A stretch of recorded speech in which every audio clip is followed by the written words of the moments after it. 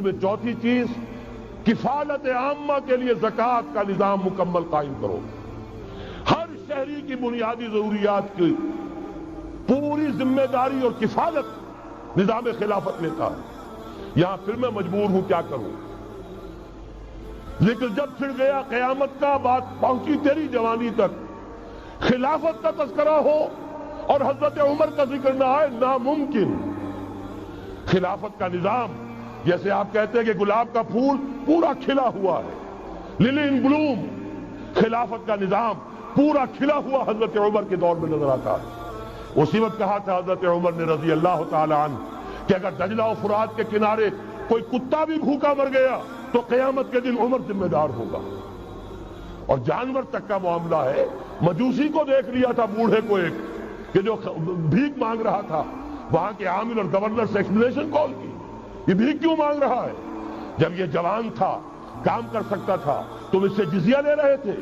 اب یہ بوڑھا ہو گیا ہے، کما نہیں سکتا، تم نے اسے بھکاری بنا دیا ہے، اس کا وظیفہ مقرر کرو.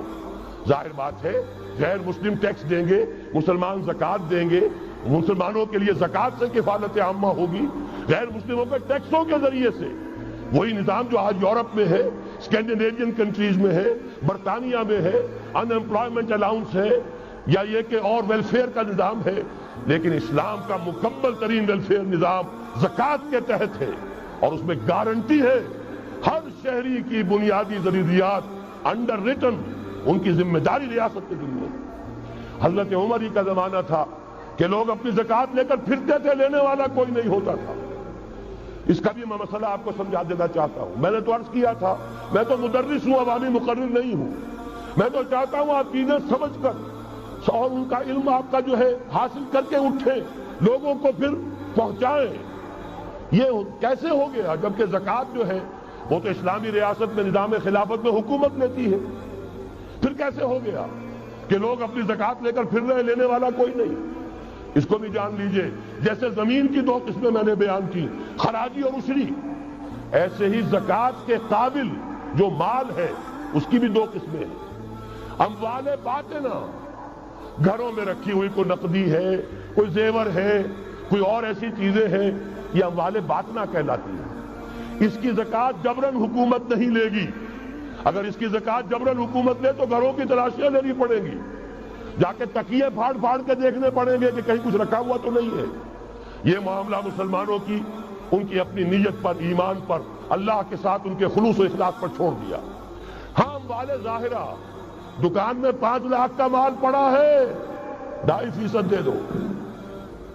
گودام میں 10 لاکھ کا مال پڑا ہے، 2.5% دے دو. تمہارا کارخانہ ہے بہت بڑا، اس کی زمین معاف، بلڈنگ معاف، مشینری معاف، ٹولز معاف، لیکن جو سرمایہ چل رہا ہے، چاہے وہ خام مال پڑا ہے چاہے فنشڈ، ٹوٹل کی مالیت کے اوپر 2.5% دے دو. یہ ہے زکوٰۃ جس کو بدنام کیا ضیاء الحق صاحب نے. صرف سود جو ہے، سود والا جو صرف بینکوں کے اندر ڈپازٹ ہے، اس سے 2.5% لے کر اسے زکوٰۃ قرار دے دیا. حالانکہ وہ تو کوئی زکوٰۃ نہ ہوئی، سود کا کمیشن ہوا، اس کے سوا کچھ بھی نہیں. زکوٰۃ تو یہ ہے کہ ہر دکاندار، اور مجھے یقین ہے مسلمان دے گا. آپ اسے انکم ٹیکس جیسے لعنتی ٹیکس سے نجات دیجئے جس نے اسے جھوٹ بولنے پہ مجبور کیا ہوا ہے. یہ لعنتی ٹیکس ہے در حقیقت کہ جس نے ہر شخص کو جھوٹا بننے پر مجبور کر دیا ہے. ان کو ختم کریں. زکوٰۃ تو مسلمان اپنے ایمان کے تقاضے پر دے گا، اور وہ دے گا اور خوشی سے دے گا.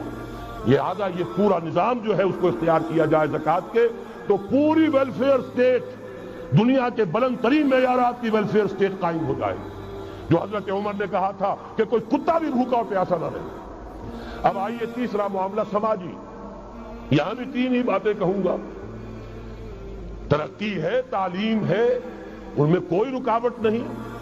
خواتین کام کریں، کوئی رکاوٹ نہیں. کیا چیز نکالنی ہے؟ بے حیائی، بے حجابی، عریانی نکال دو. ستر و حجاب انفورس کرو. سیگریگیشن، عورتوں کے اسکول علیحدہ، مردوں کے علیحدہ، عورتوں کے کالج علیحدہ، مردوں کے علیحدہ، عورتوں کی یونیورسٹی علیحدہ، مردوں کی علیحدہ، عورتوں کے ہسپتال علیحدہ، مردوں کے ہسپتال علیحدہ. کسی درجے میں تو ہمارے ہاں ہے. اس کو آگے بڑھاؤ، یونیورسٹی بناؤ، اسی طریقے سے ہسپتال میں، مردوں کے ہسپتال میں عورتوں کو نرس رکھنا کیوں لازم ہے؟ کیا مرد نرسنگ نہیں کر سکتے؟ کیا فوج کی جو فارورڈ یونٹس ہوتے ہیں میڈیکل، کیا ان میں عورتیں جاتی ہیں نرسوں کی حیثیت سے؟